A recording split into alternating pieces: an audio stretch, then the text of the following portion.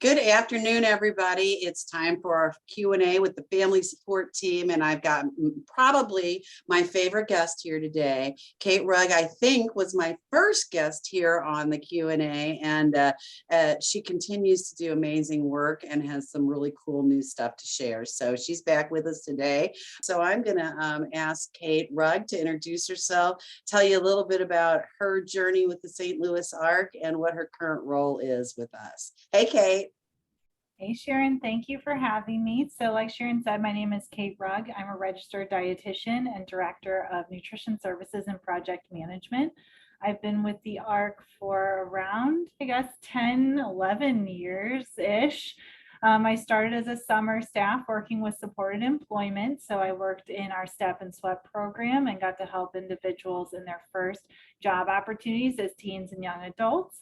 And then when I graduated from undergraduate, then I worked for employment for 2.5 years as a career consultant and job coach for that group until I went back to school to become a registered dietitian.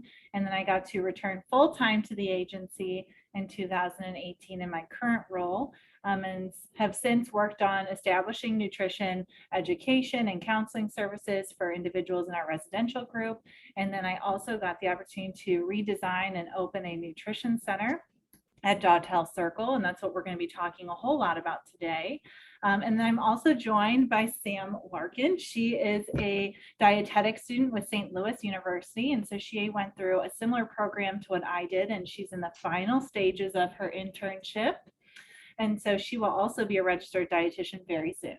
So we're happy to have her today with us. So I'm just going to take you guys through kind of how we got to where we are today, and that is the Dawtell Nutrition Center. And so the first thing I always like to talk about is the residential nutrition profile. So what does it look like in terms of nutrition for our residents and what are their dietary needs? So about 84% of the individuals we support in residential have one or more medically indicated diets. And what that means is when you go to the doctor and say you may have a chronic illness or something going on health-wise, a physician or a dietitian may prescribe a diet for you to follow in order to help with your treatment plan. So around 84% of our residents have at least one diet-related medical need. And so of those folks, 50% of them really focus on having diets that reduce fat, cholesterol, and then salt intake. And then we also know that weight reduction diets and diabetic diets are prevalent within our population.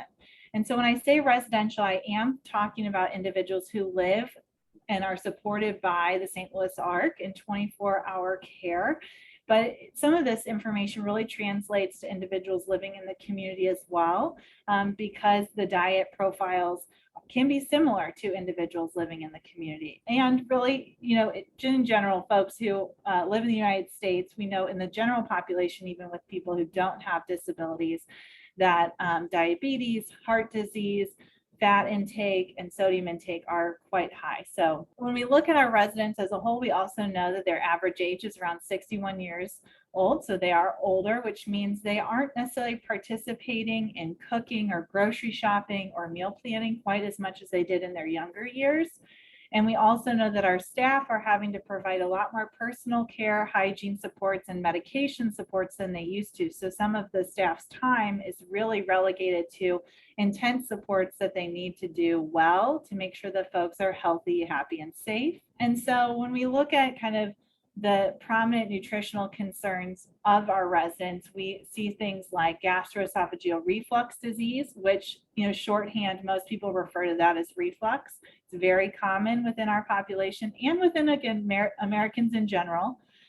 We also know that there's high cholesterol and then high blood pressure, and then there's a lot of issues around bowel health and like constipation. So these are all, different health conditions that diet can play a strong role in the development, but then also the treatment.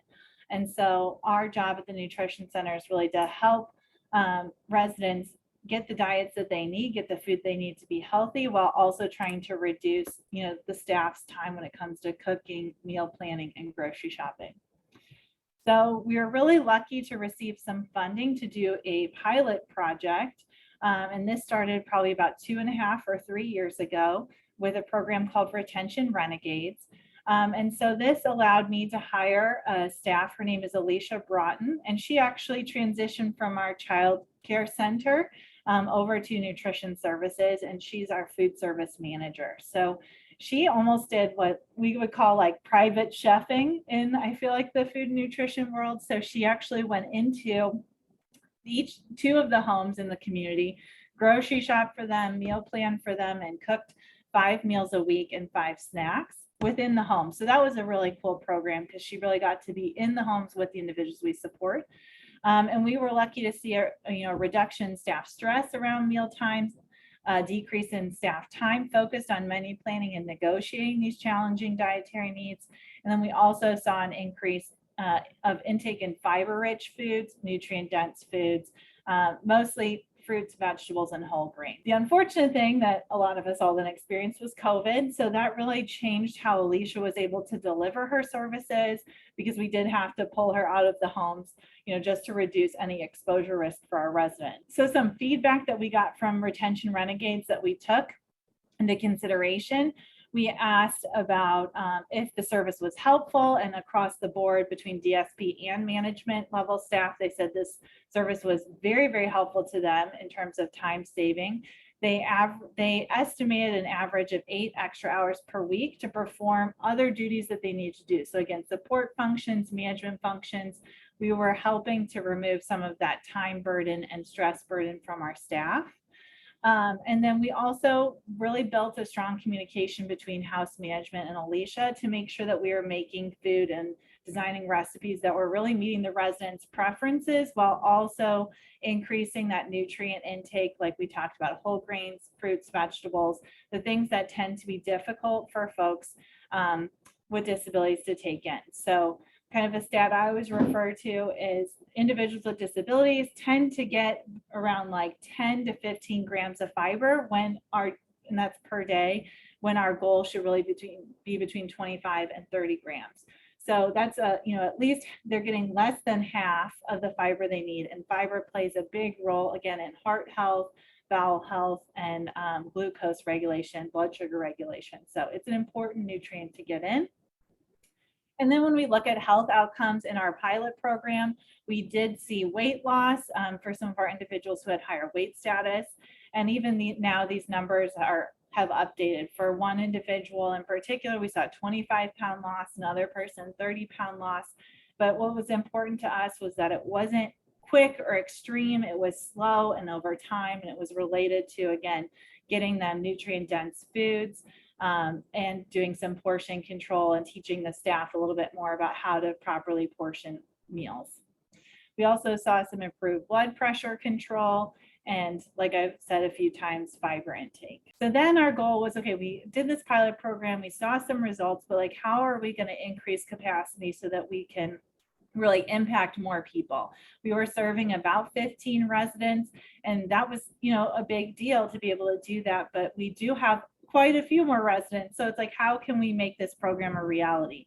We knew that we wanted to keep the goals to something similar in terms of reducing staff stress, reducing staff time focused on menu planning and negotiating challenging dietary needs, and then preparing meals in accordance with heart healthy standards, which really focus on reducing saturated fat and reducing sodium, while also kind of infusing some principles of the Mediterranean diet, which focuses on whole grains, healthy fats, and then fruits and vegetables. So then we also knew that in our program, we wanted to create a space that would also kind of be a multi-use space and be able to impact the disability community in a multitude of ways. So being that I was from employment, I do have this soft spot for, employment services. And I really believe in its power to promote inclusion in the community. And folks with disabilities, and the experience I have when it came to food service, seemed oftentimes limited to the sanitation component of food service, when I think people really have the skills that it takes to do cold prep, hot prep, all that kind of stuff. So I wanted to create a space where people could receive additional training if they wanted to, and learn some of those, skills like knife cutting, hot prep, and all of that. So in the space that I was creating, I wanted it to be multi-use. So this is the space we had.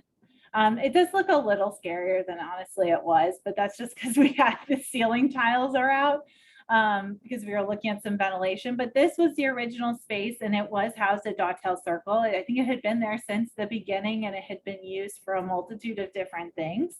The space was more recently used as like a catering company who didn't really even do anything with the residents at Dawtell. But when that individual stepped out and decided to kind of go and leave the catering business, this space was left empty. So there really was like an opportunity there to kind of redo the space. It was centrally located, it would be easy to serve folks. And so that's what we did. You can kind of see that we had to go all the way to the bottom. We had to dig up the floor, replace all the plumbing, replace all the appliances, and kind of recreate it for the function that we wanted to do. And just for some background, that because there's a lot of different types of cooking methods that people talk about. And for us, we weren't going to do what's called, hot service, which means when you go to a restaurant and they're making your food, they're serving it hot. That's not what we're doing, right? So we produce meals that are family style meals because most of our residents live in homes of 4 to 6 people. So we create the food, we then portion it based on the number of residents and staff in the home, and then we freeze the food and deliver it so it can be used when the residents want to use it, when the staff want to use it. So oftentimes our staff talk about when they're short staffed, it's a really good time to use it because then they don't have to worry about it. So that's kind of generally just an idea of how we design the kitchen. So some items that we included that I think are really unique are something called a tilt skillet. I often joke it's basically looks like a coffin in a cooking tool. So it has a lid. You can do almost anything in it. You can saute, you can grill, you can make sauces. It's a really, really multi-use tool, and it has like a water spigot, so it's easy to clean and easy to manage. We kind of have your classic double stacked oven. And then this tool right here is really unique to many kitchens aren't lucky enough to have one, but you've probably seen it if you watch cooking shows. It's called a blast chiller.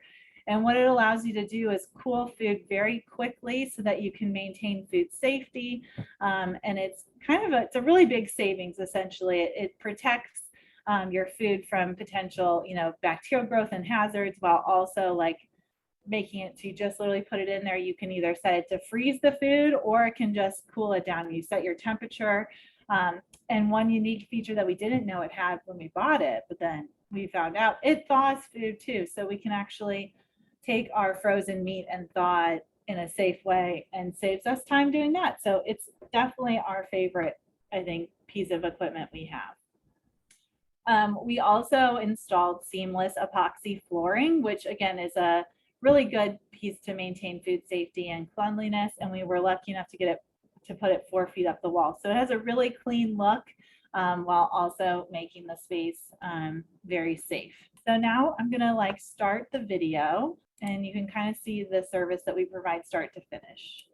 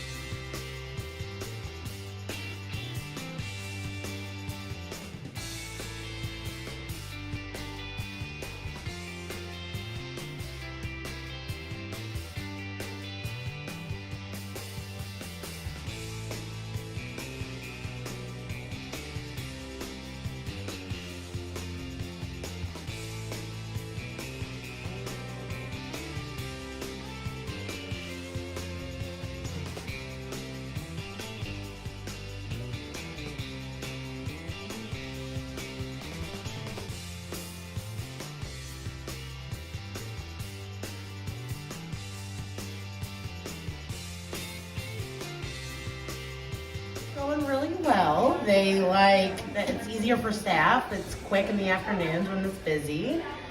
We're following our diets. The low sodium was really beneficial for one of our ladies here at 16. Awesome.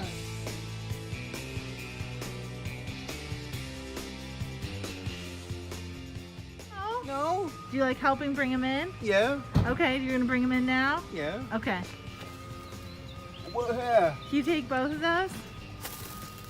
This is the Italian sausage and orzo. And then I think this is jambalaya. Ooh. They're enjoying it.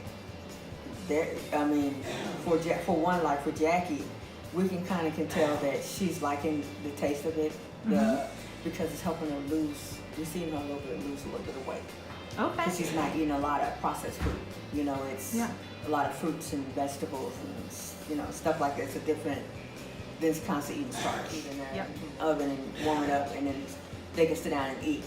We don't have to worry about trying to cook something. It's already prepared. I think that's a lot of stress in itself that we office staff. That's great. I really liked him. Really cool. What's your favorite thing to get from the Nutrition Center? I really like meatballs. I really like shrimp. Mm-hmm. What's your favorite shrimp dish that we make?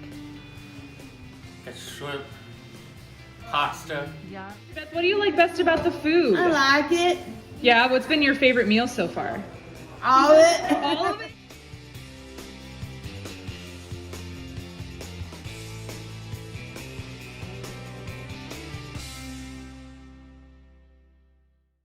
Okay, so that's a good little tour of kind of start to finish how things work.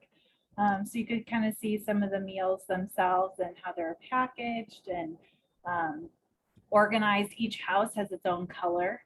And so that way we can color code and organize all of our meals so it's easy to keep track. And then when we distribute, and it just kind of meets my little organizational, Heart's little requirements. So it looks great and it works great too.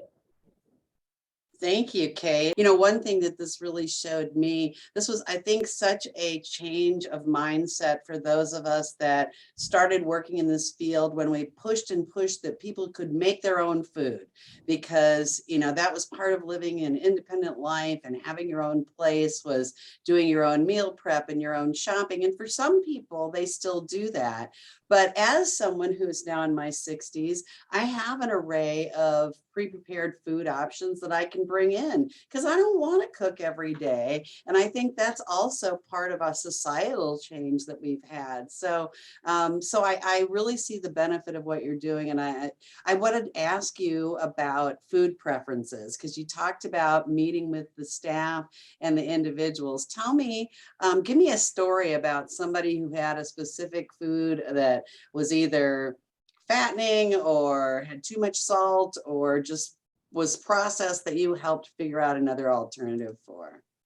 Yeah, I feel like one of our kind of stories that always stands out in my head is an individual who has some medical support needs. He has some digestive diseases. And so his favorite food was like chocolate pudding, but that food definitely did not meet two of his dietary restrictions. But he was constantly wanting to choose that. And we honor his choice, right, to do that. And so we weren't going to stop him. We would educate him and say, hey, this might not be the best. But instead of, so Alicia really helped to find a new way to do it. So what she did was she took what's called carob powder, and that is a chocolate substitute. So it doesn't negatively impact folks who have GERD or any kind of lactose restriction.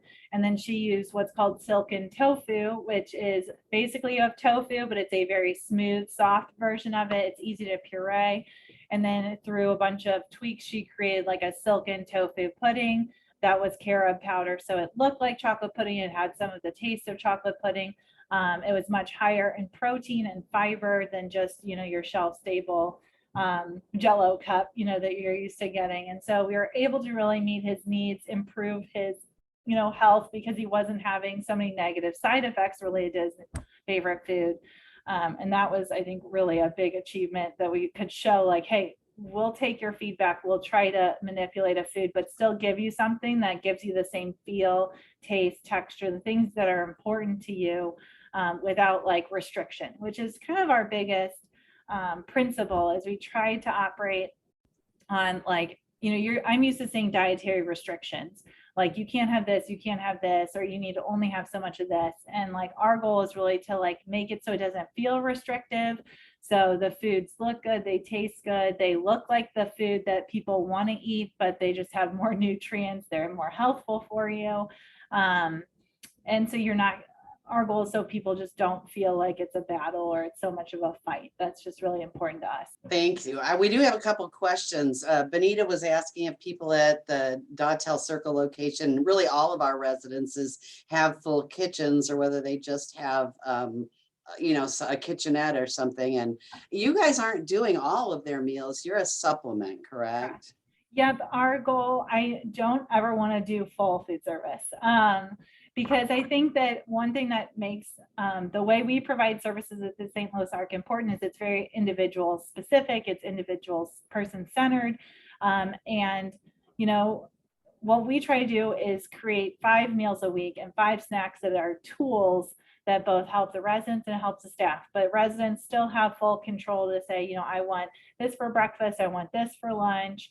And they get to help choose what meals they get from the nutrition center as well. But then they still have 2 meals a week at dinner that they can either go out for, like, if they want to go out to eat, they go out to eat, or if they want to cook in, they can cook in. It's really, our goal is to kind of keep it at 5 for each house. And if we do expand, we either expand to more houses, or one of my other goals is looking at how can we support our direct care staff further, and can we make meals that they could purchase and take home to their families.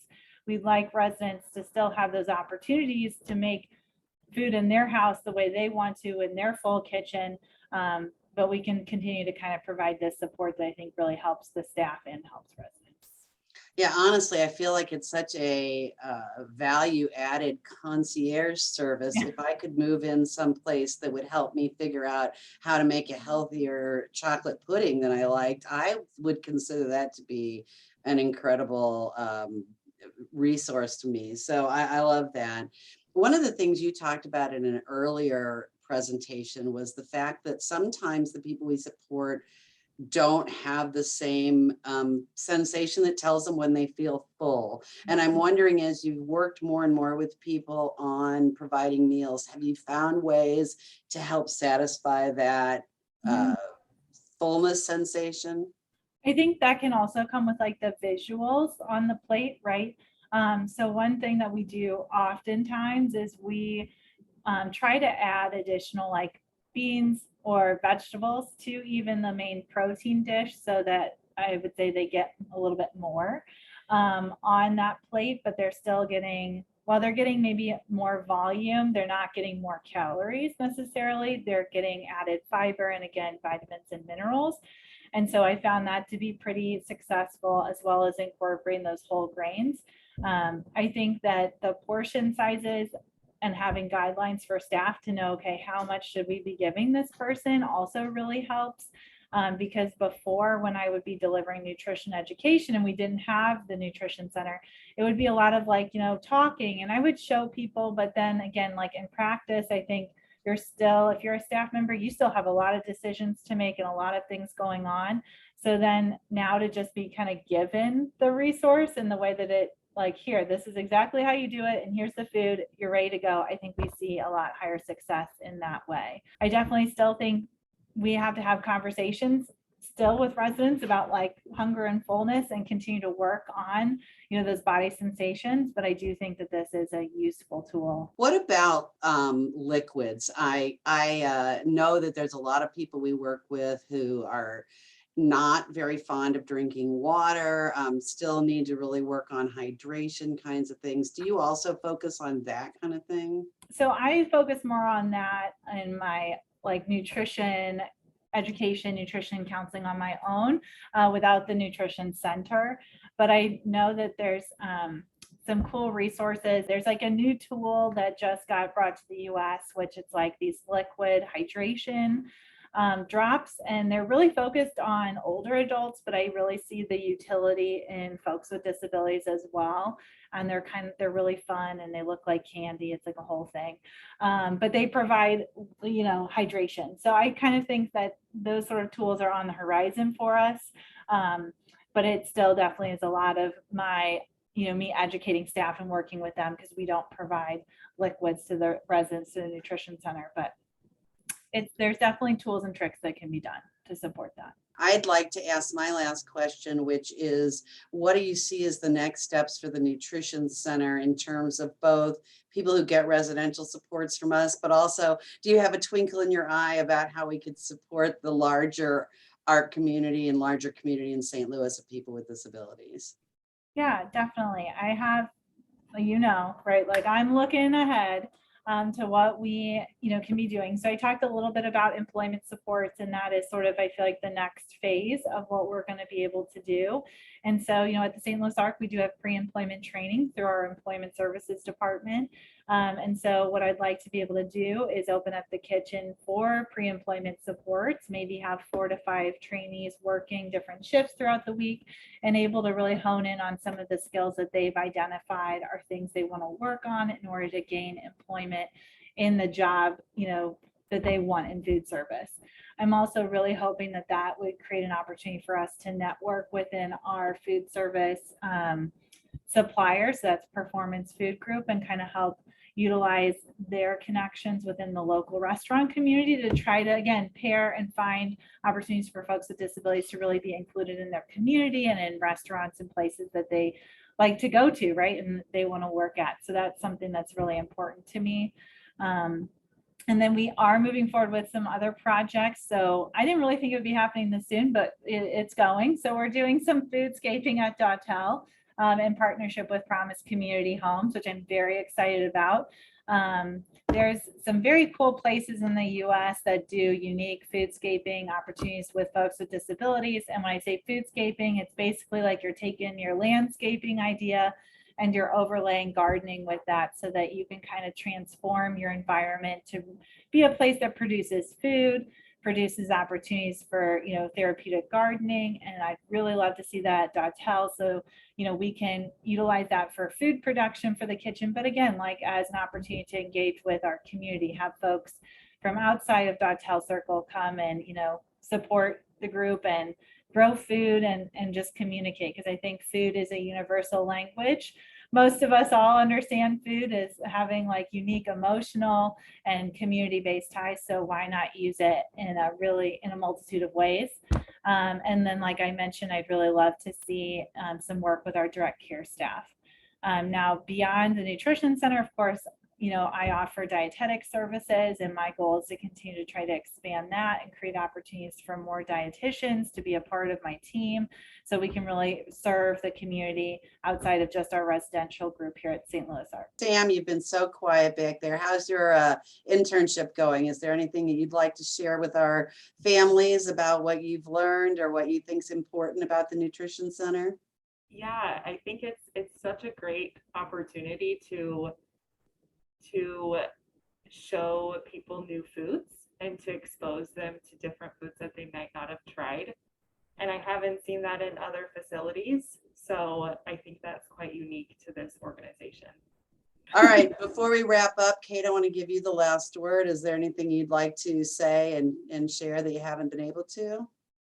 I think the only thing I would add is just how much I appreciate, I think, the St. Louis ARC and the people we support, and how they want to engage with nutrition, and like how I feel like I've gotten a lot of positive feedback, and it's clear that these supports are wanted and are desired. And the more that, people we support and their families ask for these services, the better, I think, and the more opportunities there will be to deliver them. Because I think at this point, we're sort of I think we're going to tip over eventually, where we really get to see a greater diversity of dietetic services to individuals with disabilities. And I just can't say enough how important I think it is, and how much of a resource it can be to everyone within the community. It's been really fun to talk to you guys. All right, everybody, have a great week. Bye.